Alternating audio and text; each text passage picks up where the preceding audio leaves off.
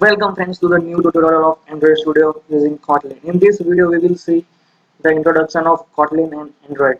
So now let's start the introduction with Android. Android is a mobile operating system first developed by the Silicon Valley company by the name of Android Inc. It is based on Linux with a Java programming interface for mobile devices such as smartphones as well for tablets too.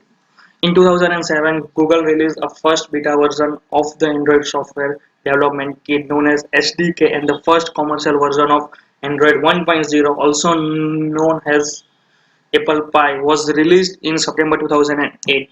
Now let's see the features of Android. Android is an open source and we can customize the OS based on our requirements. By using Wi-Fi technology, we can pair with other devices using apps.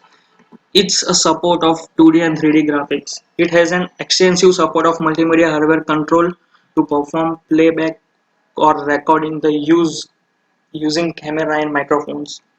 It has an integrated open source WebKit layout based on web browser to support HTML5 and CSS3. Now let's see the introduction of Kotlin. Kotlin is a compiled statistically typed language.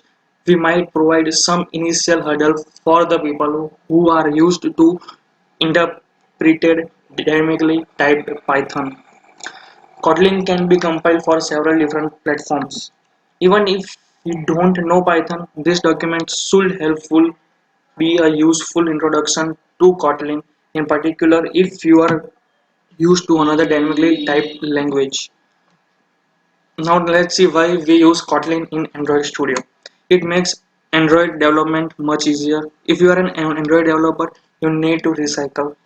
It is a much safer than Java, like we don't use null pointer in Kotlin. There are well-known companies that already use in the production. Kotlin is a multi-platform. It is very easy to learn and it's fun to use. So in next tutorial we will see how to install Android Studio on Windows. So till that, keep calm and keep coding. Thank you.